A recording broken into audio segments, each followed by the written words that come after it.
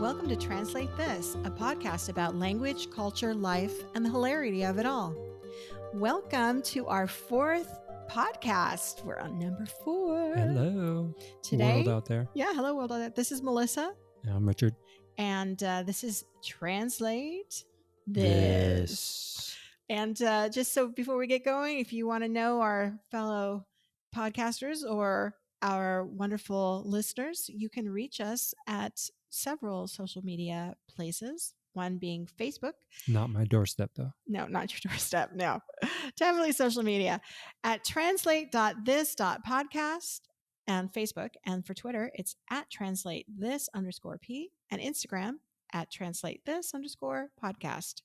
So this is when I turn the ropes over to Richard. All right. What am I going to do with these ropes? We're on the even week, so this is all you, buddy. Even. Yeah. So Richard's going to lay a topic on me here that I have no idea what's going to come out of his mouth. Lay it on you. Lay it on me.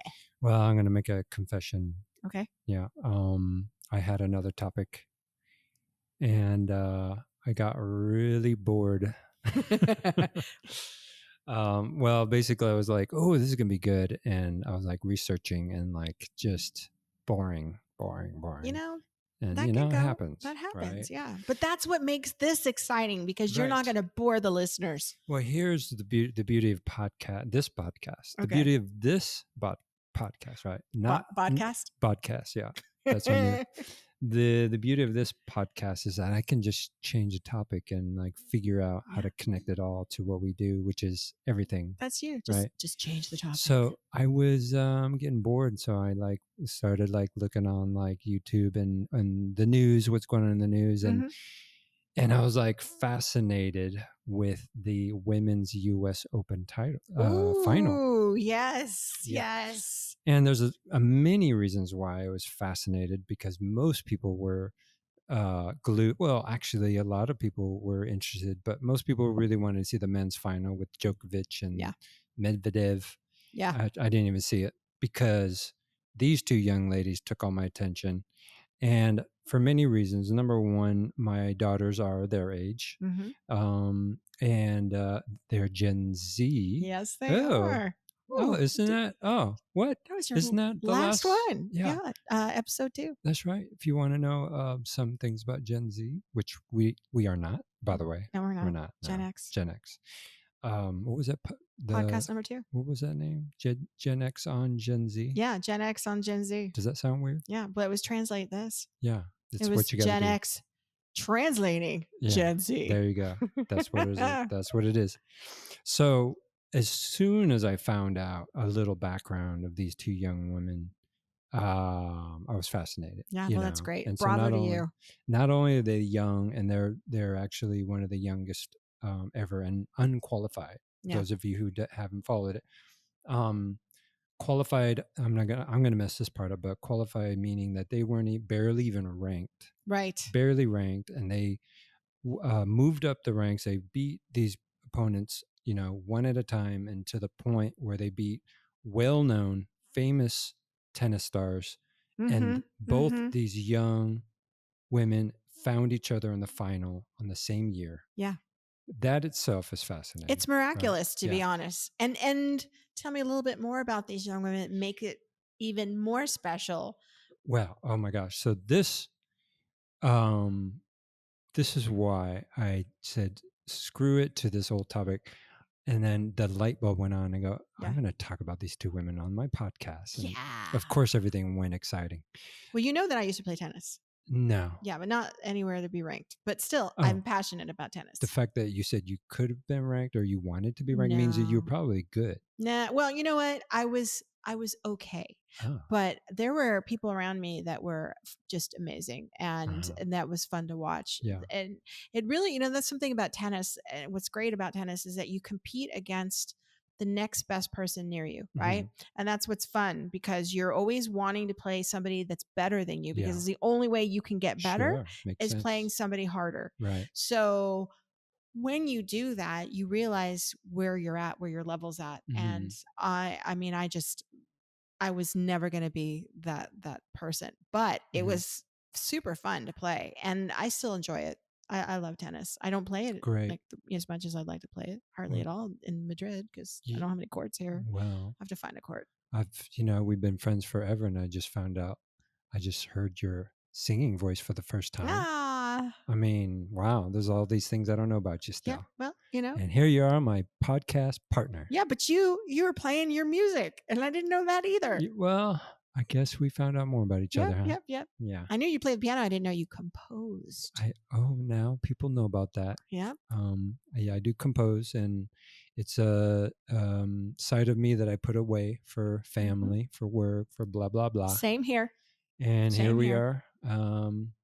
Empty Nest happened, Madrid happened, and by the way, all you listeners out there, Madrid is a great place to be inspired artistically, or whatever inspires you. It's a city of a very creative, artistic city, right? And you composed and played our theme song for our podcast. Oh yeah, thank you for sharing that. Yeah, it's pretty great. I hope you guys like it. Yep. So back to your topic, because I'm excited to hear about why you were so fascinated by these amazing young phenoms. Yes. First, being in the world of not only translations, but interpretations and education languages. Mm-hmm. So the names are Leila Fernandez and Emma Raducanu. Mm-hmm. And to tell you right off the bat what the connection is to languages, one of them is trilingual, and the other one is bilingual. Yep. You knew that. I did. Well, I've been following them, and following them. Okay. No, but I'm super excited about this because they are spectacular. So I want to hear everything you found out. Okay. Well, there's not a lot to find out right now, but and they're 18 and 19 years old, so it's not like they're in the history books.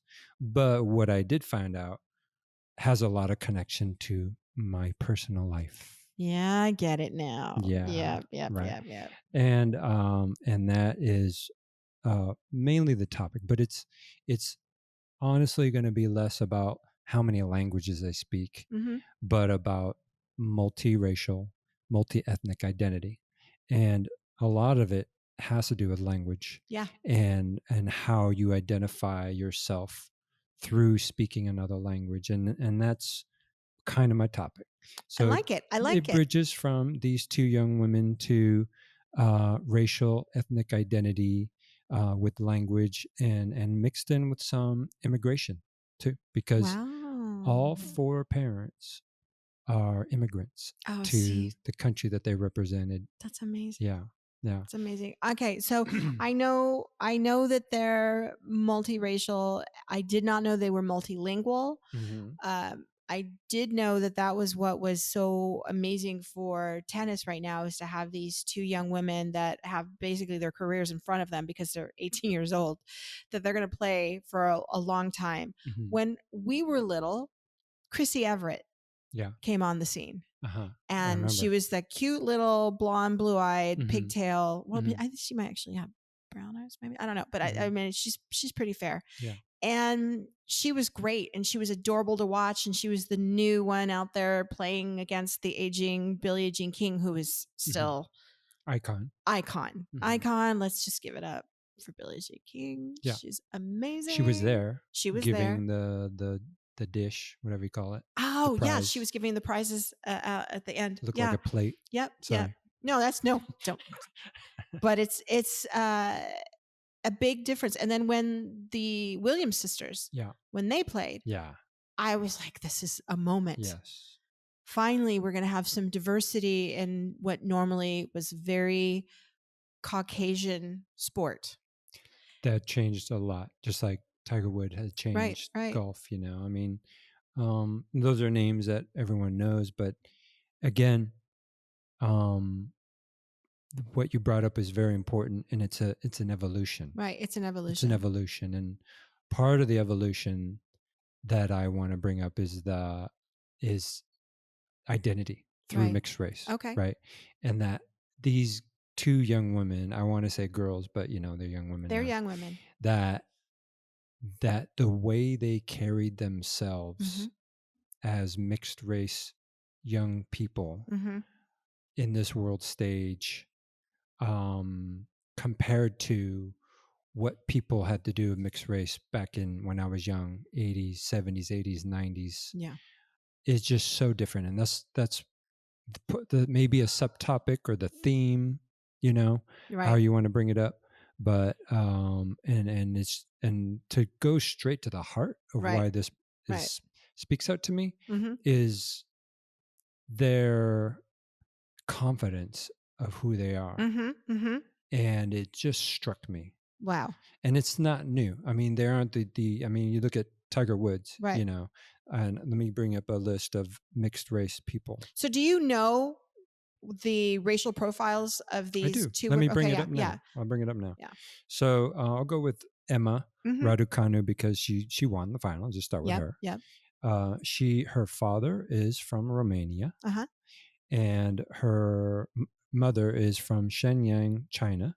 Wow. But she was born in Canada. I Oh, believe it was Toronto. okay. But at 2 years old, she moved and was raised in Bromley, London, England. Okay.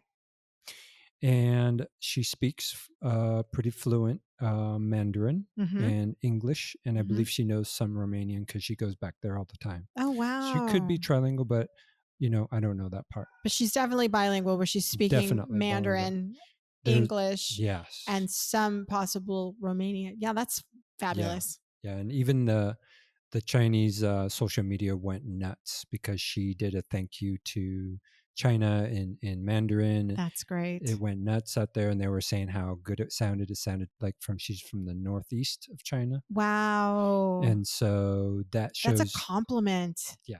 Let's stop there for a second. Sure. That one of the things our listeners, well, I think they know that we are sponsored by our day job, Barbier International. That's that right. We have multilingual people in our offices. Right. And one of the things that we struggle with in particular, especially you, who does a lot of teaching for teaching English Right. for our staff, is accent. Yes. And so, or on the other side, the flip side of it, those of us wanting to improve our Spanish, the accent. Yeah.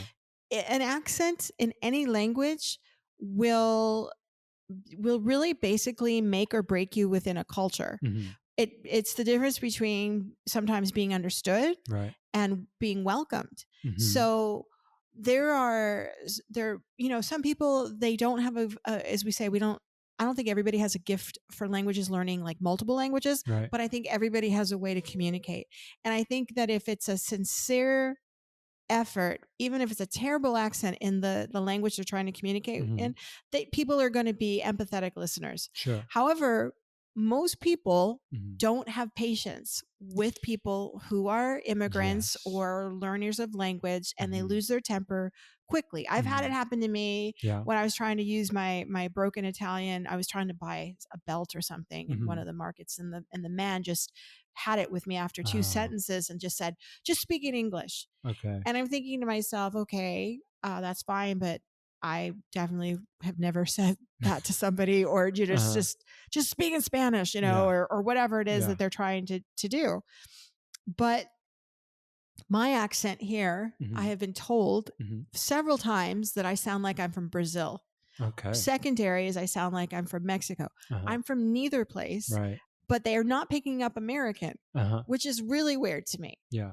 So for Emma to be told that she sounds like she speaks from the north of China, that is huge, because they're not pegging her as a British person or a Canadian, right? Or some type of second language learner. They are calling her for their own people. So kudos to Emma for, or her parents. Kudos to her mother. Her mother for keeping her language, her heritage language going. That's fabulous. And what an advantage she's going to have in life. Yes.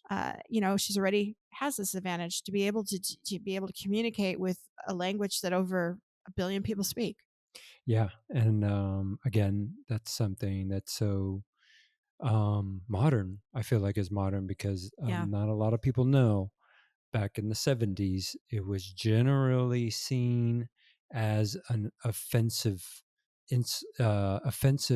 to speak another language Right. out in public. Yeah. Well, okay. You get yelled at, you get, Let me ask you this question. Mhm. What language did your mother speak? Japanese. And what language did my mother speak? Spanish. And did either of us grow up speaking those languages? No. And we grew up in the 70s. Right. It was a, I can't imagine an immigrant back in that day. And it's, let's be real, it's happening now too, especially with the new age in our politics, that if you speak a language and you could get yelled at, in a market or somewhere that they speak English, that's happening. Yeah, and it's happening more. It's happening. But I think it was the difference with now is that why, we're talking about all the immigrants out there in the 70s were afraid to speak. Right. Well, that they didn't teach us. As a result of that, producer Lauren, as we know, is my daughter. And producer Lauren just said, and why didn't you teach your kids? Because I did learn Spanish later, and you learned some Japanese, but you chose to learn Spanish. I chose to learn Spanish. I was put in a position I had to learn Spanish because I went to Guatemala when I was 12 or going on 12. And I was there for the first 6 weeks to 8 weeks by myself with my aunt and my cousins, and no one spoke English. Yeah. So I literally was immersed and had to survive and learn Spanish. Yeah. And then I lived there for a year, and so I got a good base.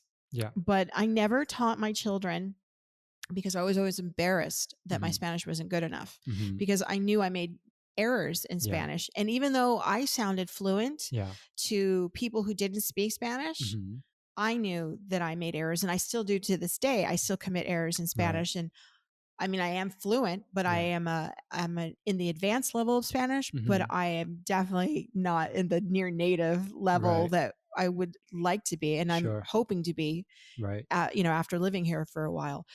But it is truly one of those situations where you are also taught to be ashamed of the other language. Yeah. You're taught to be ashamed of this when we were being raised. Definitely. So that was another caution. Big difference. A big caution for me wanting to teach my children another language, because I was concerned also, would they look down on them? That also kind of still stuck in the back of my head a little bit, but mostly it was because I was afraid that I would teach them the wrong way to speak. Yeah. And I should have just at least given them the basis of conversation. Right. Both of them now are, my son is semi-fluent, in conversational Spanish. And my daughter is, producer Lauren's getting there. She understands a ton of Spanish, and she's just on the verge of it's going to come rattling out her mouth one day. So I know that it's just a matter of time for her. Sure. And immersion helps. And what about your kids? My kids, my two daughters speak Spanish. They have their own strengths and weaknesses, and Mia, she's really learning to love it now, because she speaks it at work all the time. Her roommate speaks Spanish. That's great. She didn't want to speak it, and she avoided it for the junior, most of high school. Right. She didn't want to speak. She didn't want to speak to me in Spanish.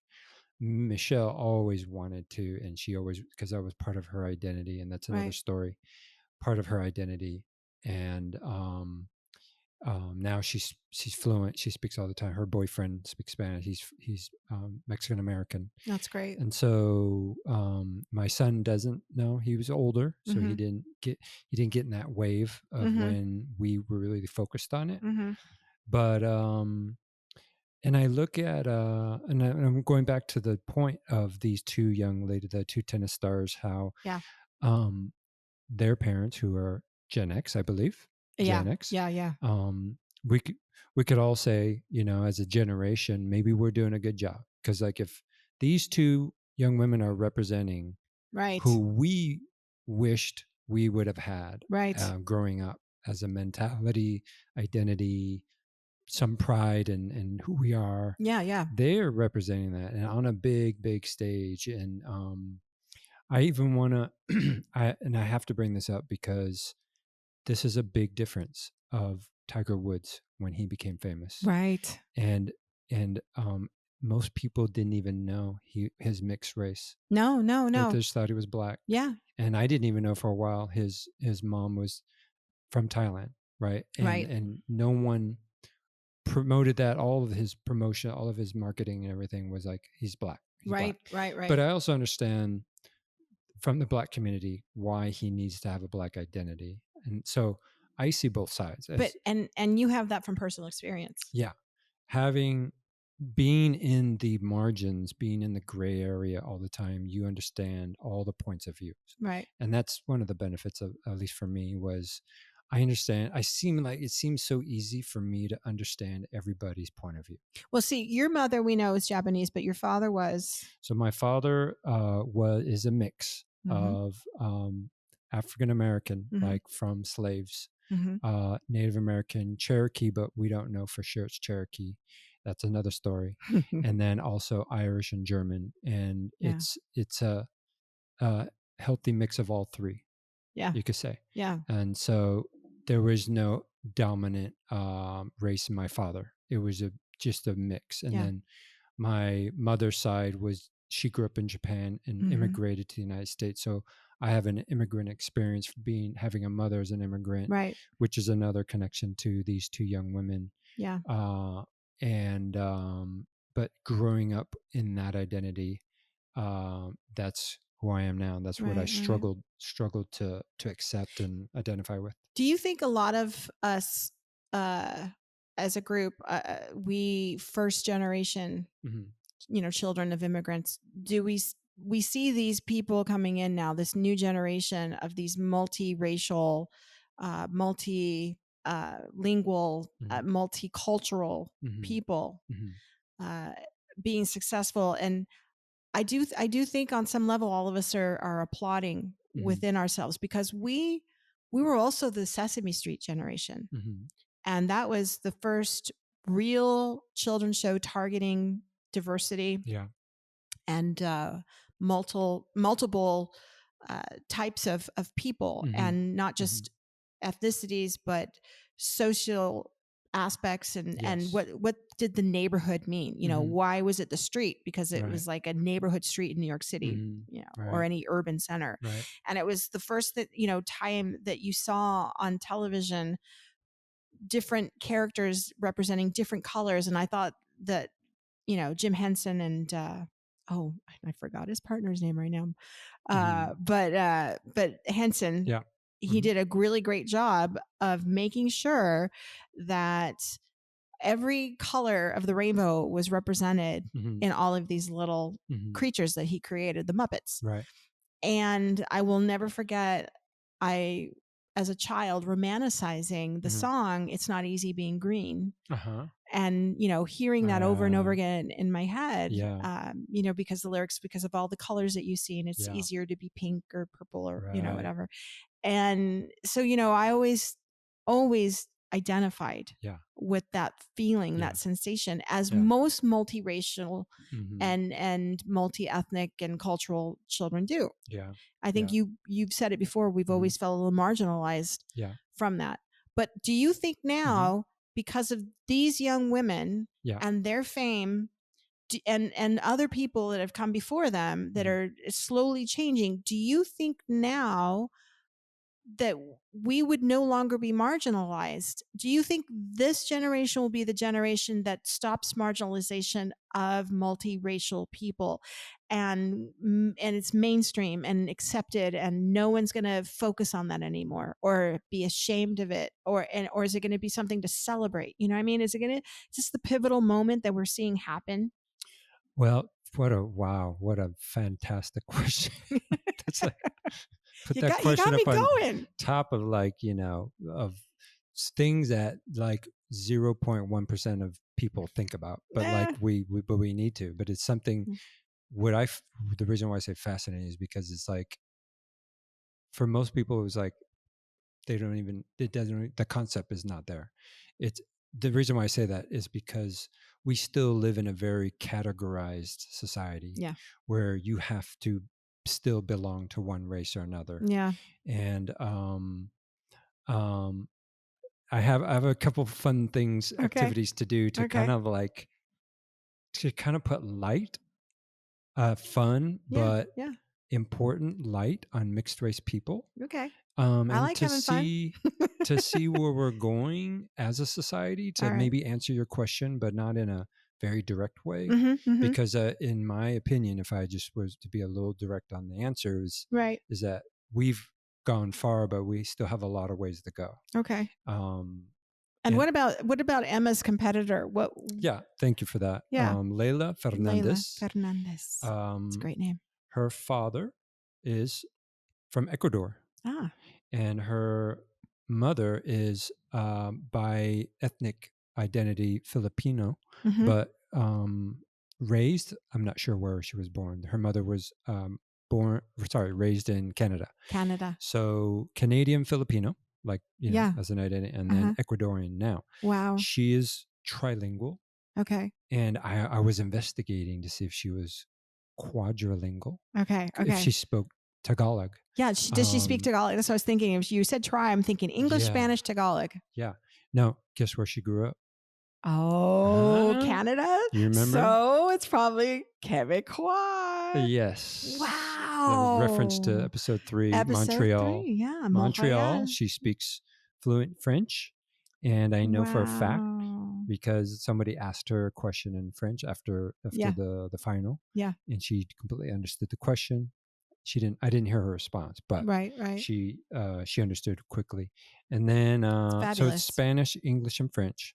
And nice. Tagalog, I don't think we'll say very little. Yeah. Because she has a grandfather living in Toronto that she visits all the time. So I'm sure she's exposed to it. Yeah. Yeah.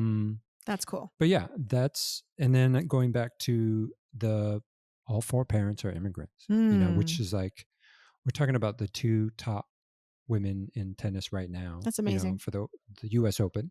Now, do we think that's okay? Now, gonna just digress a little here. Do we think that's amazing because we were raised still, as all of good Americans are, to be raised that you can pull yourself up by your bootstraps? Do we applaud them because they're bootstrap tennis players, tennis phenoms, because they came from immigrants? So are we even more excited because that should not have happened? Or should we be really kind of slapping ourselves in the face saying, well, why shouldn't that happen?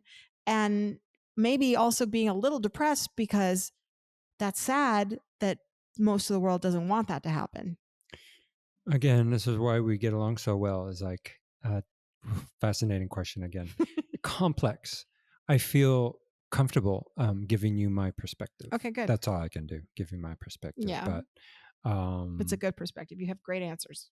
Well, think about the if this is this a word, idolization, making a person an idol to represent a whole group of people. Oh, well, yeah. And when you're in a group of people that's not well represented in a society, you want that person so that you feel like you belong. And we're all, in a way, people that are underrepresented look for validation. That's the key word, validation. Yeah. But it doesn't mean that it's a healthy way to have your whole community being represented by one person. That is the Peggy McIntosh exact point about, do you represent your entire culture when people ask you? And if for those of you who have not read Peggy McIntosh, she has a really good small essay about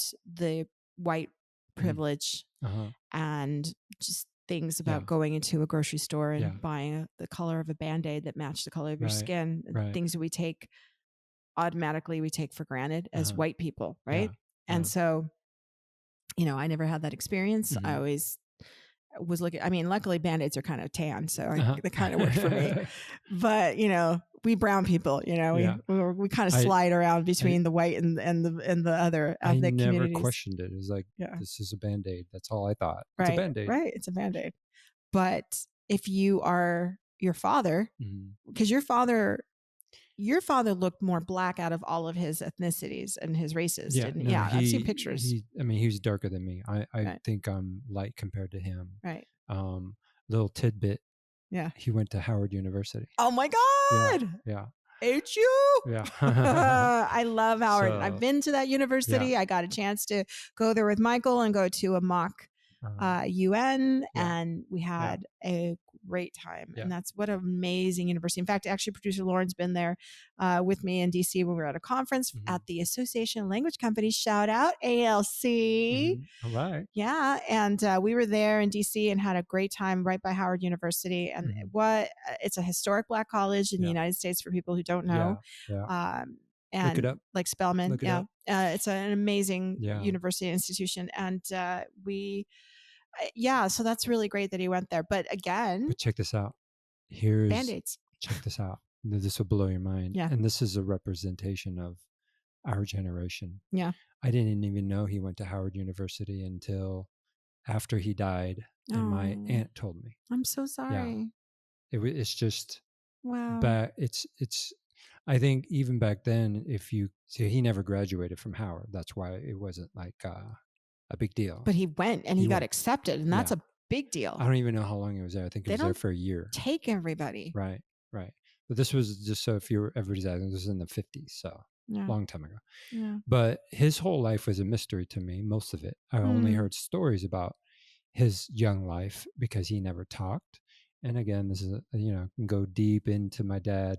We rarely talked. He was a good father. Yeah. But he remains a mystery. But he died when you were young. He died when I was 20, 21. Yeah. You were a young man. So, but as far as, identity, let's see where we went off track. Where were we? We always go off track. No, but basically I was asking you about Emma and about Layla and stating that the fact that are we excited of the fact that they're accomplishing this because they are from immigrant culture, or should we not be even celebrating that at all and should just be accepting the fact that they're just great tennis players? Why does their ethnicity, why does their multicultural aspect, multiracial aspect, why does that have to have anything to do with this at all in this current age? Why can't we just look at them and say these are great tennis players and remove gender and race and culture? It's the ideal world. And I,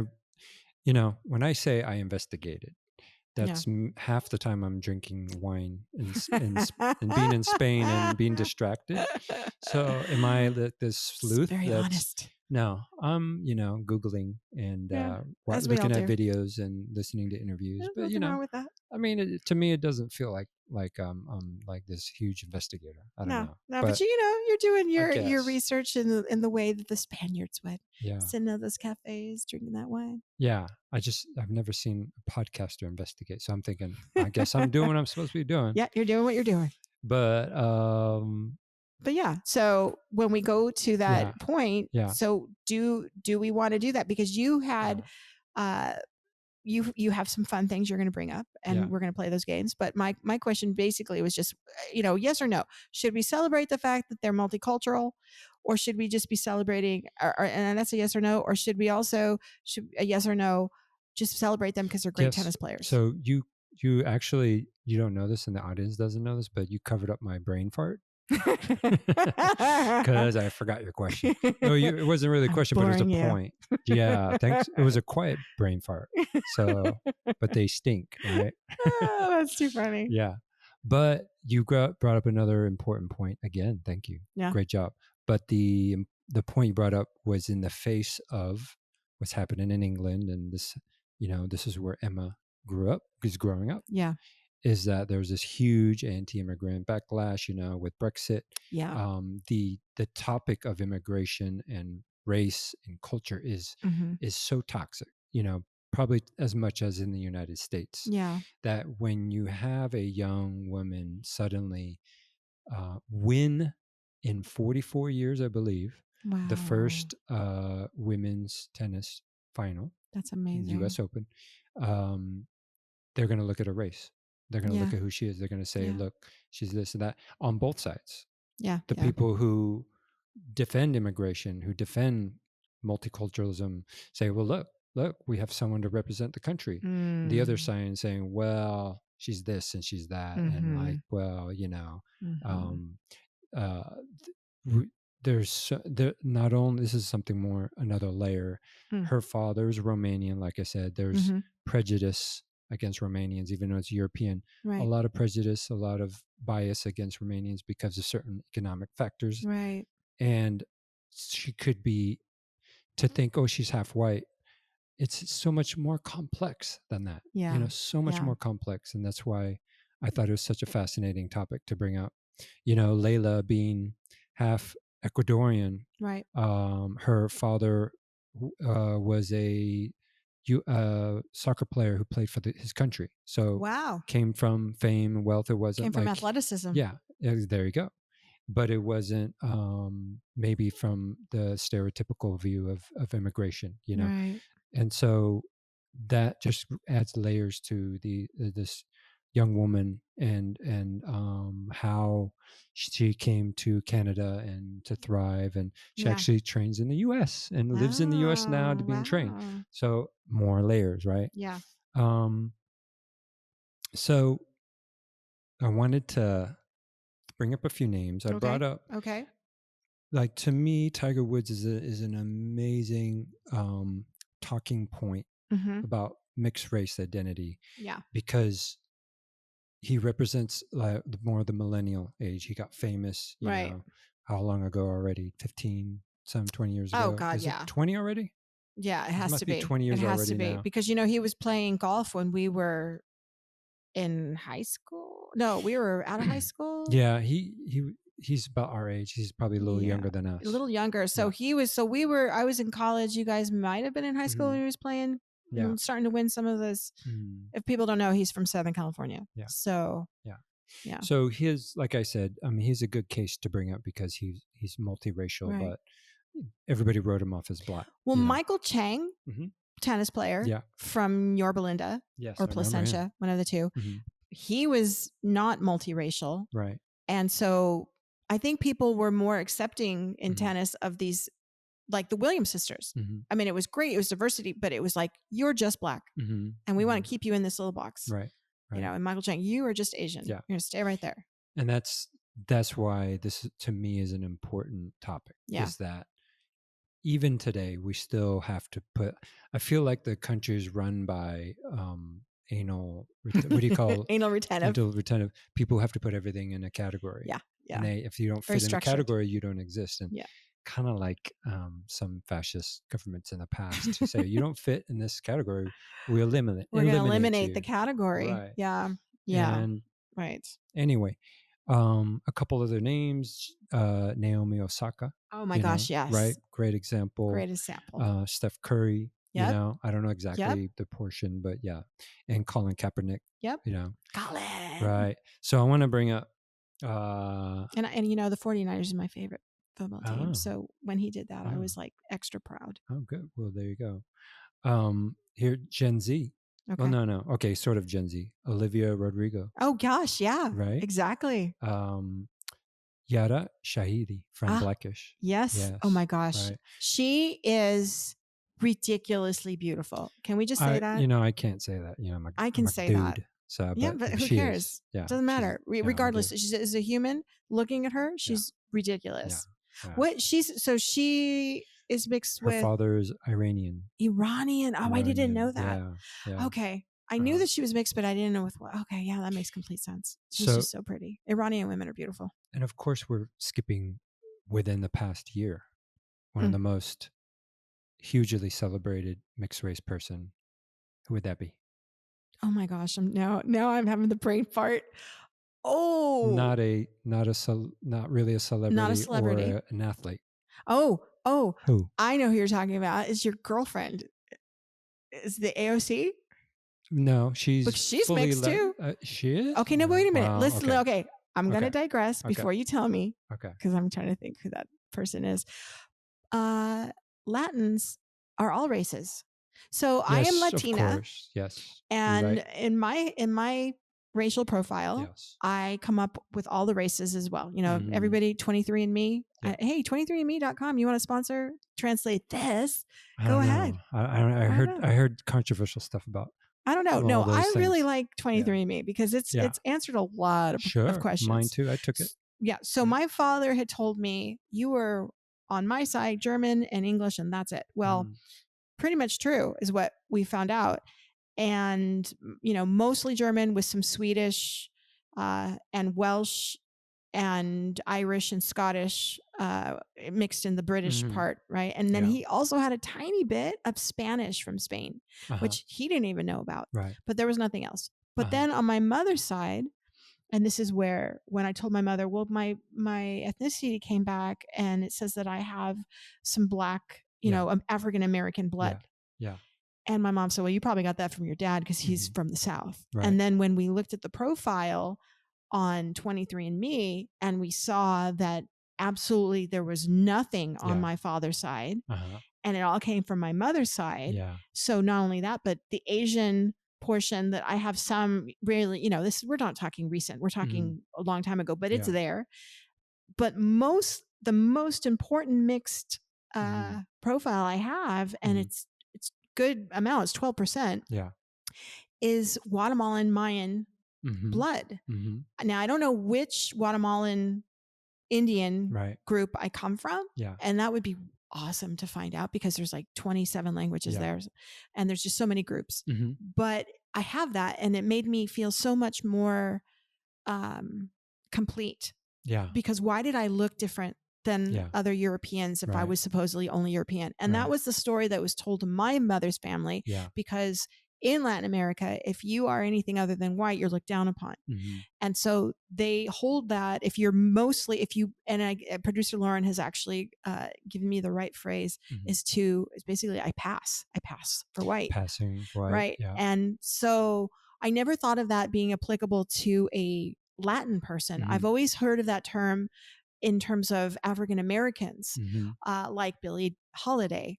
They would say, or who was the other singer that, oh gosh, I can think of her name right now, but it might come back to me, but a famous jazz singer who also passed for white. And Lena Horne. Thank you. See, I don't know. I just thought of that. Yeah, Lena Horne. Very much Lena Horne. Yeah. And so that is the situation where people in the United States have been focused on black and white culture that they've forgotten all these other mixed possibilities until you get people like Keanu Reeves come out. There's another one. Another person. Yeah, who's my boyfriend. Sorry, Michael. Okay. And I have a disclaimer. AOC is not my girlfriend. Oh, you said that she was your girlfriend for a while. No, I meant like she literally is not my girlfriend. Oh, yeah. No, of course. This is your imaginary. That's my disclaimer. I don't want people to think. Oh, yeah, your disclaimer. She has a lover that's this kind. No.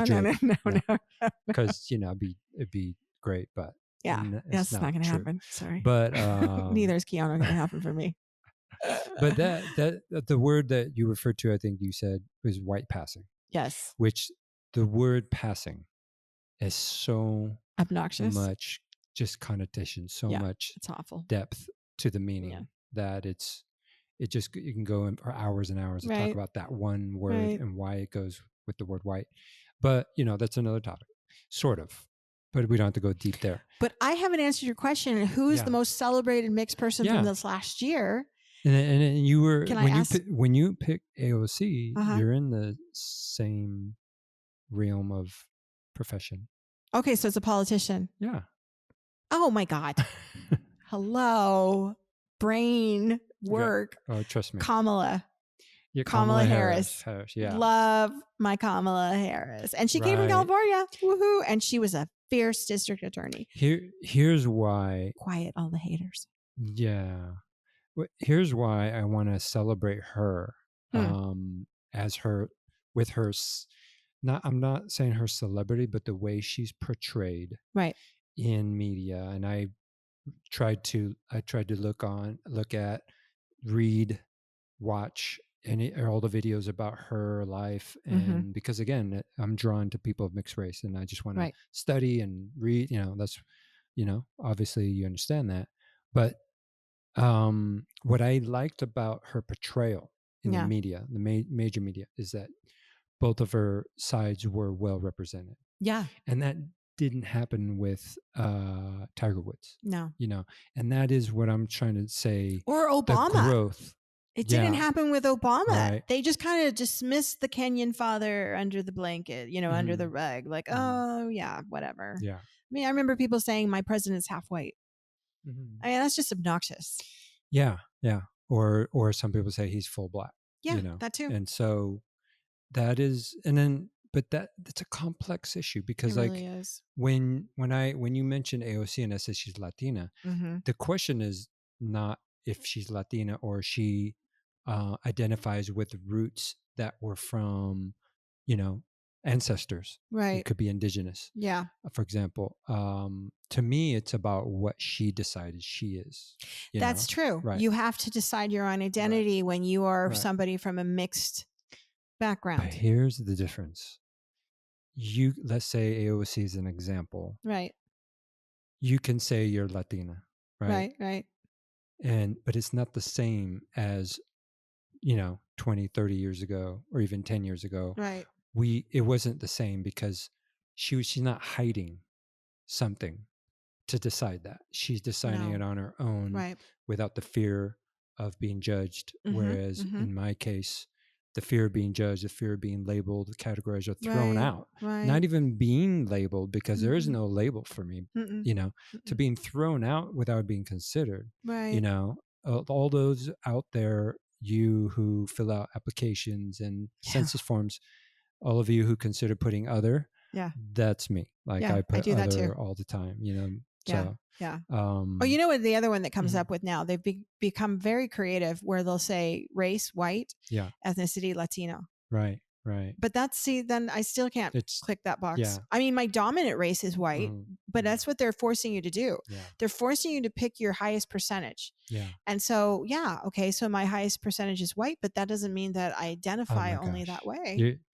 You're bringing up another very fascinating but complex topic of kind of like nature versus nurture. Like, right. Are you going to pick percentage, or are you going to pick who you were taught to believe you were taught? Well, see, and there's the sad thing though. I was not taught to have pride in being Latin. I was taught to have pride in being white. Yeah. Because my mother's culture taught her that pride in being white or being European white. Yeah. And my father's culture from the South, exactly what that was about. Yeah. So I was not taught to embrace anything, even though my godfather was black and from the South, and probably the best thing that ever happened to my life as a child. Yeah. May he rest in peace. He really taught me that love, there's no color in love, right? And that you can love people, and you can love somebody as a parent figure of a different race without any, like, I didn't understand the concept of prejudice. Yeah. And when it was finally being introduced to me as a child and understanding these things, I questioned why were people so hateful? Why would people not love somebody else just because the color of their skin was different, or they had a different accent? I mean, I remember my mom and dad got divorced, and my mom had to rent apartments, and later on in LA, and this is Los Angeles, where we're talking a lot of people from Latin America. And I used to have to pretend I was my mom on the phone because of her accent sounding too Spanish. Yeah. Or in Southern California, that they would say, "Oh, you're probably Mexican." And so sadly, my mom taught me to, and I have a lot of good friends that are Mexican American or just straight up generational Mexicans that are still marrying within Mexican families, but just in the United States. And I was taught to look down upon them because I was taught that was beneath me in my upbringing, that I should be aspiring to. I had a boyfriend that was Cuban. He had light brown hair and blue eyes and pale skin. And I was taught that was the measure of success in dating Latin. I had another boyfriend who was half Italian and half Mexican, who was very fair skinned, but had dark hair and dark eyes. And I was told to look down upon his family because he was half Mexican. Wow. And that also ultimately was one of the reasons why we broke up, because it was culturally unaccepted for me to be able to date a Mexican person, which that's terrible now because we had really good Mexican and Mexican American friends. Right. So the irony, the complexity of self-hatred that I was taught as a young person to wonder and like, what is going on? Right. Right. We grew up, 80s was considered statistically the most integrated generation. Yeah. In terms of high schools and Right. public schools, it was the most integrated, and it's gone down. And yet we've had these experiences of like these forms of racism that doesn't quite make sense. It's Right. not like, the KKK and stuff like that. It's complex. Like, for me, it was different. My parents literally gave me zero blueprint for life, and I had to figure everything out myself in terms of identity, fitting in and all that. There was no advice, nothing, just zero. But it gave me I think a unique learning experience in which trying to fit in, who do I fit in with, gave me what I think is my strength now of really understanding and empathizing with other perspectives. I completely agree with that. Yeah. And you know what? And that's beautiful because you walk into any room and you make friends. And when you move to every country that you've moved to, you immediately come back like, hey, I just met these people and I just met those people. And you are so inviting to other people and cultures, and they recognize that and they want to be your friend. You never lack for friends, no matter where we are. You're like, oh yeah, I have a friend that lives in that country and that country. And you've never had a problem with that. Whereas I've always felt much more reserved. But here's the complexity in that, what you just said about me, which is true, but it's survival. It's survival. Yeah. It's not, it's not because I'm extroverted. It's not because I have a bubbly personality. Heck no, I'm introverted. It's survival. And I look at it as a benefit now. I look at it as a strength, but it's always against my nature to do it. Wow. And but I bet Layla and Emma don't have this. You look at their interviews, you look at the way they are. Yeah. And they're so here it is. They're so comfortable in their skin. Right. It's ridiculous. That's great. How comfortable they are in their skin at that age. When they talk, they talk like they don't, they have this defense around them that whatever people say or judge, it doesn't hurt them. And that's beautiful. Like, that's just so inspiring. Yeah, completely. There's nothing's going to tear them down just because who they are. Yeah. And then to me, that's parenting. And Gen X parents can pat themselves on the back. Woohoo! Go Gen X. We're not all that bad, aren't we? No. Gen X. Okay. No, we're just trying to learn from the mistakes from the past. Speaking of Gen X, I want you to name a person who I had no idea that this person was mixed race. Someone in a very big 80s heavy metal band. Oh, yeah. Who? Lead singer of geez Louise, Motley Crue. I wasn't thinking about that. But he is. Who are you talking about? What the heck is that? Oh, producer Lauren, look up the lead singer from Motley Crue. He's Mexican American.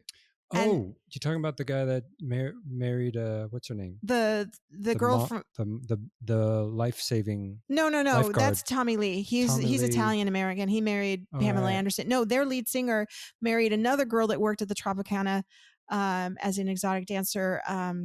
And I know that because that girl's best friend was my neighbor at one point and sweetheart of a girl. And yes, it's Vince Neil. Vince Neil is Mexican American. Did not know that. And he dyes his hair blonde. So he's there you go. And that's how I knew about it. But Chrissy was his wife. And she used to, when they got divorced, she used to say, well, he's just a Mexican American, And so that's how I knew about it. Yeah. I had no idea. So heavy metal band. Heavy metal, like think glam rock. Well, yeah, they were glam rock. Big, okay, so band. David Lee Roth, I know, is Jewish, but that doesn't count because he's just a European race. Yeah, and that's what I'm trying to think of, like people that didn't know things about other people. And and producer Lauren told us that. How you doing? That Lauren. She's one day we're going to bring her on the show. Well, yeah, we got to bring her. We got to get that microphone hooked up. Vince Neil is not only Mexican American, but he's also Native American on his father's side. Right. So he's multiple races, like us. Okay, so it's not Nelson. Because they come from Ricky Nelson, and that is probably the most Anglo family. I'm gonna give you more clues. Okay. You're so good at thinking Okay. of something with no clues. I Like know. you need more Okay. clues. Well, I need. Okay. First of all, is it Guns N' Roses? Is anybody in Guns N' Yes. Roses? Okay. Well, Slash. Yeah. I knew Slash was mixed. I didn't know that. Oh, you didn't know that? No. Oh my God, yeah. I just thought he had black hair. No. But I read a little article about him growing up. Right. Like to him, his guitar was his refuge. Okay. So for people who don't know who we're talking about, Guns N' Roses, Gen Z, I'm sure they know who. They probably do. And he's probably one of the best guitarists in modern history. Maybe. He's very, very good. I don't know, but Eddie Van Halen, another mixed race. Okay. Another mixed race. Now I know about the Van Halens. Okay. Because I used to date a Dutch Indonesian boy. Yeah. And I knew about the Van Halens very early. And yes, Dutch Indonesian. That's a mixed race. And he was the best guitarist ever. Okay, let's go to Gen Z. I already spilled the beans with Olivia Rodrigo. Yeah. Well, I don't know many Gen Zers, so you're gonna have this one over me for sure. I only know one song of this young woman, Gen Z singer. Yeah. Oh God, I think she's from Australia, but I can't guarantee that. Oh no. Who is it? I'll just say. I hope it's not the one that. Halsey. Yeah, Halsey. Okay, what's Halsey? She's half black. I didn't know that. Yeah. Yeah. Wow. Yes. She told some stories of having a black father and being judged and like. Okay. This resonated. This resonated. Her she's very light skinned, obviously. She is. Yeah. I had no idea. But I thought she was just suntan. And she said a story once that just resonated with me. People walk up to her and say, "Are you okay?" Because they thought she was being kidnapped. Like, oh my God, are you kidding me? She should be afraid of her own father. Okay, so that is another topic, and that is just bullshit. Oh my gosh. So they see this young singer going into a car with a black man when she was young. Yeah. Okay. So, but still, they thought she's being kidnapped. Yeah. Yeah. Come on, Australia. To think what do you look at? How do you look at your father at that point? Like, am I supposed to be afraid of him? Right. Like, why? Right. The impact. Right. Can you producer Lauren see where she's from? What country? Yeah, find out where she's from. Wow. Yeah. Now I know like all of the other Gen Zers, like I don't know if she's Gen Z, but Selena Gomez. Yeah. Is she millennial or is it Gen Z? She might be millennial. So yeah, she's millennial. But she is of mixed race because she's Latina. So she's Mexican American. She's Tejana, I think. Okay. And so she has indigenous blood within her veins, as many Tejanos do. Another huge topic about that, and you brought it up earlier, I know, but like that can be a topic on itself. Demi Lovato, also. But you have, I'm trying to think of other people that I know. Halsey's from New Jersey. Born in New Jersey? Born in Jersey. So it's close. Australia, New Jersey. It's close. It's so close. Yeah. Just a couple oceans. It's so close. Yeah. Who am I thinking of? This famous singer from Australia. I'm hoping you weren't going to mention the girl that was trying to pass herself off as a young girl. Yes. Who? She's trying to pass for. And producer Lauren's telling me she knows what I'm talking about. She'll give me the name of that girl and come back to me on that one, because she's trying to modify her body to look like Nicki Minaj. She's been doing this for years, and she is trying to pass. Yeah. Who is it? Iggy Azalea. Iggy Azalea from Australia. Okay. She's trying to pass for ethnic. Yeah. And she's been modifying her body and with surgical procedures and doing the whole speech of like speaking more like modern hip hop, people, and trying to get into black culture and in music and just her, that's the thing. Mind. This is the thing that's crazy to me. Okay, let me ask you this question. Can we say the F word here? I just want to say that's a mind fuck. That's a mind fuck. Yeah. Go ahead. But here's my question. Yeah. My question is, if Cleopatra, who is Egyptian, was considered the most beautiful woman on earth at some time, right? Okay. Where is Egypt located? Africa. Right. Okay. You So made me there's, nervous. I'm just doing one Is point this a right trick there. question? No, Egypt is in Africa. Yeah. Okay. It's in what Conrad called the dark continent, which is, I read that stupid. book. It's so dark. Here's the other thing. If people spend millions of dollars a year tanning themselves, or sunning themselves to look darker skin, and yet if they were told that they had blood that could produce a darker melatonin in their body, they'd freak the fuck out. We're going to just drop the F-bomb now the whole time. You've opened that gate. I have potty mouth. I have potty mouth. You did it. Producer Lauren, count how many times she says I'm going to have to put $1 in the jar. Because if you go like 10, but the previous 3 episodes you said 0. Because I was on my best behavior. Damn. And now you've opened the gate. You've opened the floodgate. Like can of worms here. Yeah. Wow. No, I have terrible potty mouth. Okay, so here's the thing. Yeah. Those people, right, that are trying to tan themselves and make themselves look darker, why don't they consider that to be beautiful, just as we could say black is beautiful? Or any other melatonin. Why is it black is beautiful, right? White can be beautiful, and red can be beautiful, and pink can be beautiful, and every other color that people are can be beautiful. But why do we have to specifically target African Americans in the United States or people of African descent in Europe? Why do we target them as the enemy consistently? And so when we see people who are mixed races, and if we say like Tiger Woods, oh, he's black, and I just get so frustrated with the conversation because we shouldn't have to be focused on that. And we should be celebrating, like I said, go back to the beginning. We should be celebrating his athleticism. We should be celebrating his accomplishments as an athlete and not looking at him as accomplishments because he's representing a particular group of people. And I'm really hopeful that these 2 new women are going to put us in that direction. I mean, I agree with you, but we in an ideal world, and that's where I'm an idealist. Right. That's where I don't disagree with you.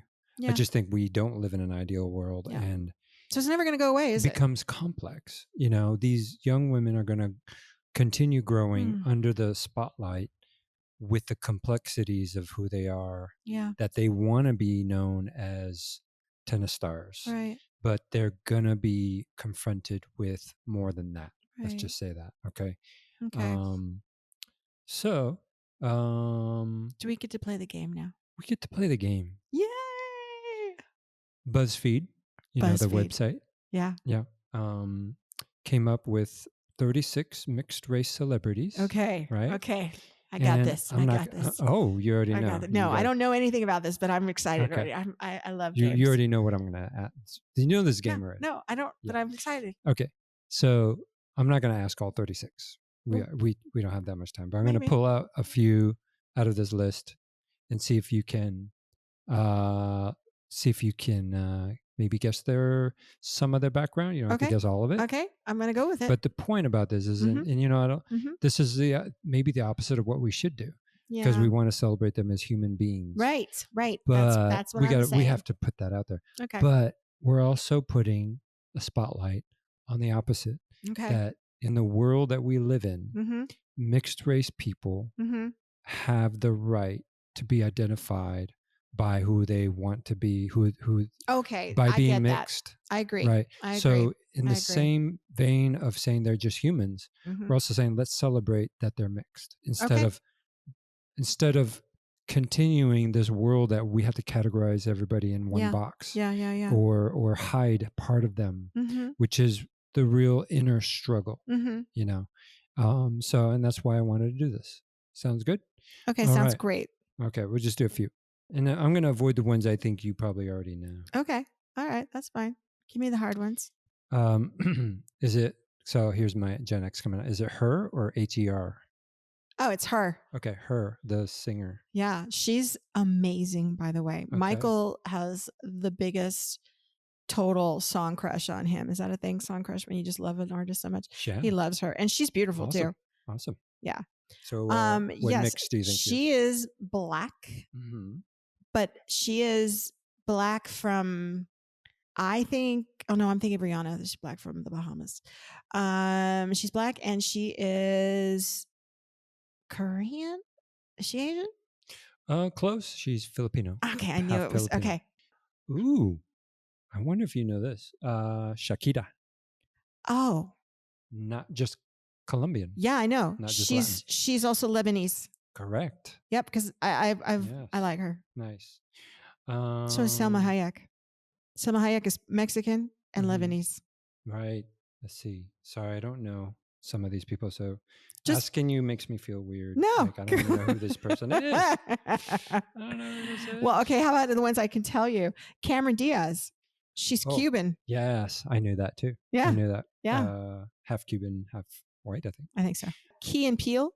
Yes. So one of the things when I watched Key and Peele that I really liked is they talked in interviews about both of them growing up with white mothers and black fathers and having conversations about people stopping him in the grocery stores and saying, is this really your child?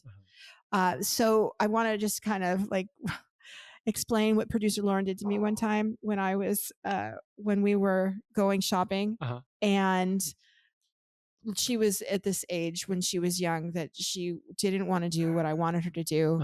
And she decided that she was going to scream in the store, get away from me. You're not my mother. And when Lauren was, when producer Lauren was a young girl, she was very fair, very blonde. Right. And she's light eyes. And I am the opposite of that. And people literally looked at us and started to wig out. And I'm like, no, I'm her mom. And thank God thank God she didn't do that in this day and age because they would have arrested me. And they would have had to explain. Figure, let me see your ID and all this other stuff. But I mean, this is a unique experience for mixed race families, mixed race couples. It's like it's not talked about enough, and the psychological effect on that for children. Bruno Mars. Oh, Bruno Mars. Yeah, he is Filipino, and I don't know what else. Wow. White? You studied Filipino, Puerto Rican, Spanish, and Jewish. Wow. Yeah. Wow, look at that. And Halsey, she's actually Black, Italian, Hungarian, and Irish. Oh my gosh, that's a beautiful combination. No wonder she's so pretty. What about The Rock? Oh, he's Samoan? Half Samoan and half English? Black. Black. Half Samoan. I didn't know that. Okay. Wow. See, you win too. And that's it. All right. Yeah, there was more, but like I don't know. I'm so bad with the Gen Z celebrities. We're getting so old. We have to start. You know what, Gen Z? We love you, but we need to learn more about your culture before we open our mouths again, because we're gonna get canceled by y'all. Our age. Yeah, I think that's what we're doing, dear. Which means like we don't know. I think we're doing that quite well. We're definitely. Never heard of them. Never heard of them. Never heard of them whippersnappers. Never heard of them. Who are you talking about? Where's my rotary telephone? Where's my telephone? Where's my brick? Where's my flip phone? All of this are coming back. Yeah. Okay, well, listen. I just want to say that I really appreciate your topic because Thank you. I, as a mixed race, mixed culture, mixed ethnic, person, I get it. And it wasn't as obvious for me or possibly for you growing up because we were more white passing, but we definitely were something else. I really don't know if I was white passing. I think you were definitely not. I mean, I don't know. Maybe it's just my eyes. When I was younger, I looked more Asian, more Mexican. Yeah. Oh, okay. Yeah. Asian, more Japanese. When you grow up, when you get older, you change a little bit. So. Yeah. Oh, okay. So producer Lauren was just saying that white passing is more like her boyfriend that was very, very white. In Guatemala or in the U.S.? In Guatemala. Definitely Guatemala, not the U.S. That's a big difference. Yeah, you put somebody else in a different country, and that's another topic too. You stick somebody else in a different country that might be white passing in one country, and let me absolutely give you that as an example. When I would go to Guatemala, they all thought I was really super white, so I went to buy makeup in Guatemala, and they said, well, because you're so white, we need to use this light shade. And literally it was like the worst possible shade to put on me. And then in the United States, whenever I go to the makeup counter, they automatically go to the really tan makeup. And they're like, okay, well, you have such olive skin. Let's put this on you. So I started picking women that looked like me naturally to finally go to them for makeup advice. So I knew they knew where I was in that middle, because I'm in the middle, right? You know, we don't really fit a category. There isn't a makeup foundation that's going to fit my skin, you know? And for most women, you know, which is why also I'm going to applaud, I think it's, Rihanna. That's, Fenty Cosmetics from Rihanna. Okay. Thank you so much, because that is opening the door for so many women just like me. More shades, but also the mixture of the shades. Wow. So you can't just go out and buy these other cosmetics and mix a couple shades together, because they're going to always have something in them that's the base is going to be wrong. You're either going to be made look too yellow, too pink, too brown. It's not the right mixture. But now with Fenty Cosmetics and cosmetics lines like hers, you're getting this wonderful palette of colors that are coming out that are really making people feel like they have amazing and the amazing choices. And Rihanna, again, the Bahamian that she is from the Bahamas, that is amazing to me that she thought about, okay, first of all, she's a billionaire. Did you know that? I'm sure she is. She's because of this product line. Awesome. That's great. And she has clothes that come out because of Fenty. She's doing everything. She's designing clothing and everything else. Good for her. Yeah. But she's doing great things with it. She's being ethical about where she's going. And I'm really happy to see somebody, you know, prosper in that realm to represent what is now becoming more and more the reality of the rest of the world, of all these people who are mixed identity or who have marginalized identities because we've been pushed to the side, not just because you're mixed, but even if you're not mixed, but you've been pushed to the side because you're not of the dominant culture. You know, so that I think is really important. And by all means, let me be very clear. I love my Caucasian family. Like, I love the ethnicities that I have that bring me right back to Caucasian Europe. You know, like, I don't have any problem with that. Like, I'm not putting down white people. They are just as much a part of me as my Guatemala is part of me. You know, my Guatemalan background is everything else that makes me who I am. So I love that. But, you know, as an American, we come from everywhere. So it makes it more complicated for us when we're born in America of mixed parentage, of mixed heritage, because you are told that this is the land of immigrants. So then you're always identifying, okay, well, what am I? So that's why people say, oh, well, I'm Irish American, I'm an Italian American, I'm, you know, I'm African American or whatever. We add that Americanism to the end of it. So it complicates the situation. It does. And that's where I think why we've become what we've become, and we feel like we don't really fit anywhere. And just to maybe give a perspective to people who don't understand why a lot of people want to have their own label, put a slash or, you know, something besides American, is because there's a real feeling that they have not been accepted or fully accepted or fit in. Maybe they were accepted, but they just didn't fit in. And there's a need to fit in. There's a need to identify, and it's really strong. And I think there's a misunderstanding about it, because when people grow up as the majority culture, you don't have that problem. You don't have an identity issue. No, you don't. And that's why it's so hard for majority, the mainstream culture, to understand. Is that it's assumed. But with people who've been marginalized, someone like me, who can't be put in a category. So you're rejected, or, you know, you're put to the side. And I have to tell you that since we've been in Spain, I'm no longer rejected. I mean, until I open my mouth. But when people see me, they don't think I'm anything but Spanish. And for the very first time in my life, do I fit somewhere? Nice. I mean, when I was in Guatemala, I didn't fit there. Yeah.